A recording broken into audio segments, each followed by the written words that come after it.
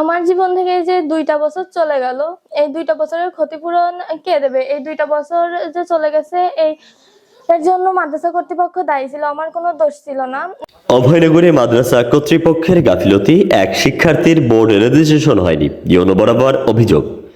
যশোর অভয়নগর উপজেলার নোয়াপাড়ায় অবস্থিত নোয়াপাড়া হিজবুল্লাহ দাখিল মাদ্রাসার প্রশাসনিক গাফিলতির কারণে এক শিক্ষার্থীর ভর্তি হওয়ার 1 বছর পরেও বোর্ড রেজিস্ট্রেশন সম্পন্ন হয়নি বলে অভিযোগ উঠেছে। এ ঘটনায় শিক্ষার্থীর পিতা রফিকুল ইসলাম প্রতিকার চেয়ে উপজেলা নির্বাহী কর্মকর্তার কাছে মাদ্রাসা সুপারের বিরুদ্ধে লিখিত অভিযোগ দিয়েছেন। আমি মোহাম্মদ রফিকুল ইসলাম, আমার মেয়ে তাসনিম আফরিন হিজবুল্লাহ আলিয়া মাদ্রাসায় 7ম শ্রেণীতে ভর্তি করার পরে সেখানে আমার মেয়ে সুনামের সাথে পড়াশোনা করে আসতেছে। দীর্ঘ 1 বছর পরীক্ষা দিয়ে রোল নাম্বার যখন 8-এ উঠে রোল নাম্বার 4 হয়েছে, তখন প্রশাসন ভাবে আমার বলতেছে যে আপনার মেয়ের রেজিস্ট্রেশন করা হয়নি। তখন আমি জিজ্ঞাসা করি যে আপনারা রেজিস্ট্রেশন কেন করেননি? কয় এটা আমাদের ভুল হয়েছে। আমার যে মেয়ের তাসনিম আফরিনের এই যে 1 বছর যে গ্যাপ হয়ে গেল, এই যে তার 1 বছরের যে ক্ষতিপূরণ, পড়ালেখায় সে এত ভালো 4 নম্বর রোল করেছে, তারপরেও আমার মেয়ে কেন রেজিস্ট্রেশনে তারা ব্যর্থতা হলো বা তাদের ভুল হলো, এগুলো তারা খতিয়ে না দেখলো না কেন? এর জন্য আমি প্রশাসনের দৃষ্টি আকর্ষণ করে বলতেছি, এই আলিয়া মাদ্রাসার ক্লার্ক থেকে শুরু করে সুপার পর্যন্ত সবার দৃষ্টান্তমূলক শাস্তি দাবি করতেছি। আমি সবার দৃষ্টান্তমূলক শাস্তি হোক। প্রশাসন এই বিষয়টা সিরিয়াসলি ভাবে আপনারা সবাই দেখবেন। আমার এই মেয়ের জীবন থেকে 1 বছর ঝরে গেল, এখন তারে আবার 6-এ ভর্তি যদি করতে হয় তাহলে 2 বছর ঝরে গেল। এই 2 বছর কে দেবে? এই সময়ের মূল্য কে দেবে আমাকে? আপনাদের কাছে আমার দাবি, প্রশাসনের কাছে আমার দাবি, সবার কাছে আমার আকুল আবেদন। স্থানীয় সূত্রে জানা যায়, গত বছর সংশ্লিষ্ট শিক্ষার্থীকে 7ম শ্রেণীতে মাদ্রাসাটিতে ভর্তি করা হয়। ভর্তির পর থেকে সে নিয়মিত ক্লাসে অংশগ্রহণ করে এবং আভ্যন্তরীণ পরীক্ষা ও মূল্যায়ন কার্যক্রমেও অংশ নেয়। চলতি বছরে কৃতিত্বের সঙ্গে 8ম শ্রেণীতে উত্তীর্ণ হওয়ার পর শিক্ষার্থী জানতে পারে যে তার বোর্ড রেজিস্ট্রেশনই সম্পন্ন হয়নি। এতে তার পরবর্তী শিক্ষা কার্যক্রম ও বোর্ড পরীক্ষায় অংশগ্রহণ নিয়ে অনিশ্চয়তা তৈরি হয়েছে। অভিভাবকের অভিযোগ, বিষয়টি সমাধানের জন্য বারবার মাদ্রাসা কর্তৃপক্ষের দ্বারস্থ হলেও কার্যকর কোনো পদক্ষেপ নেওয়া হয়নি, ফলে বাধ্য হয়ে প্রশাসনের শরণাপন্ন হতে হয়েছে। এ বিষয়ে মাদ্রাসা সংশ্লিষ্ট কয়েকজন শিক্ষক জানান, ভর্তি সংক্রান্ত প্রশাসনিক ত্রুটি ও যোগাযোগ ঘাটতির কারণে এমন পরিস্থিতি সৃষ্টি হতে পারে। তবে বিষয়টি তদন্ত করে প্রয়োজনীয় ব্যবস্থা নেওয়া হবে বলে জানিয়েছেন মাধ্যমিক শিক্ষা কর্মকর্তা শহীদুল ইসলাম। মোহাম্মদ রফিকুল ইসলাম, ওনার মেয়ে তাসনিম নোয়াপাড়া হিজবুল্লাহ দাখিল মাদ্রাসায় 7ম শ্রেণীতে অধ্যয়ন করে বার্ষিক পরীক্ষা দিয়ে 8ম শ্রেণীতে এবার উত্তীর্ণ হয়েছে, কিন্তু তাকে 8ম শ্রেণীতে রেজিস্ট্রেশন করা সম্ভব হচ্ছে না বিদায় রফিকুল ইসলাম উনি ইউনো স্যারের কাছে অভিযোগ দাখিল করেন, যেটি তদন্তের জন্য ইউনো স্যার আমাকে দিয়েছেন। আমি মাদ্রাসার সুপার এবং অভিযোগকারী 2 জনের বক্তব্য নিয়েছি। সেক্ষেত্রে দেখা গেছে যে আসলে ভর্তির ক্ষেত্রে সুপারের কোনো ভর্তি ফর্মে স্বাক্ষর নাই, এটি মাদ্রাসার ক্লার্ক তার নিজস্ব উদ্যোগে এটি করেছে। এখানে শিক্ষার্থীরও স্বাক্ষর নাই, অভিভাবকেরও স্বাক্ষর নাই। সেক্ষেত্রে আমি মনে করি যে আসলে ক্লার্ক এখানে দোষী। আর ওই শিক্ষার্থীর যে বয়স, সেই বয়স অনুযায়ী এখন আসলে ক্লাস 6 এর জন্য উপযুক্ত সে। সেক্ষেত্রে সুপার এবং অভিভাবকের যৌথ সিদ্ধান্তের প্রেক্ষিতে আমরা ডিসিশন দিয়েছি যে যাতে সে ক্লাস 6-এ ভর্তি হতে পারে সেই ব্যবস্থা করবে।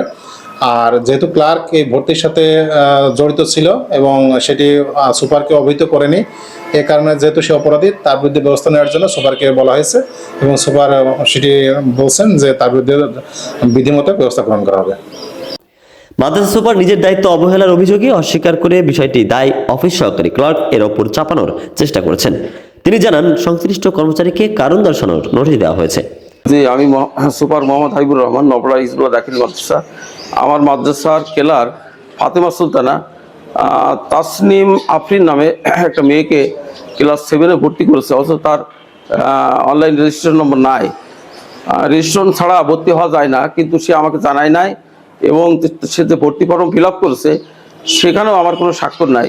তো যার কারণে আমি অভিভাবকের অভিযোগের প্রেক্ষিতে যখন আমি জানতে পারলাম, তখন তথ্য অনুসন্ধান করে দেখলাম যে আসলে বিষয়টা সে অপরাধ করেছে। এই জন্য আমি তার বিরুদ্ধে আইনানুগ ব্যবস্থা গ্রহণের জন্য তাকে সকাশ নোটিশ দিয়েছি এবং পরবর্তী ম্যানেজিং কমিটি আছে, তারা তার বিরুদ্ধে ব্যবস্থা গ্রহণ করবে। অন্যদিকে মাদ্রাসার অ্যাডহক কমিটির সভাপতি রফিকুল ইসলাম ভূঁইয়া বলেন, বিষয়টি তিনি সদ্য জেনেছেন এবং তদন্ত সাপেক্ষে দোষীদের বিরুদ্ধে ব্যবস্থা নেওয়া হবে বলেও জানিয়েছেন। আমার প্রতিষ্ঠানের একজন ছাত্রী সে আপনার ক্লাস 7 থেকে 8-এ উত্তীর্ণ হয়েছে, তার রেজিস্ট্রেশন হয় নাই। এ ব্যাপারে আমি এখনো পর্যন্ত অফিসিয়ালিভাবে অভিহিত নই। আমার অফিসিয়ালিভাবে কোনো দরখাস্ত অফিসে দেওয়া হয়েছে কিনা এটা আমাকে আমার হেজবুল্লাহ মাদ্রাসার সভাপতি এবং সুপার সহসুপার তারা আমাকে অভিহিত করেন নাই।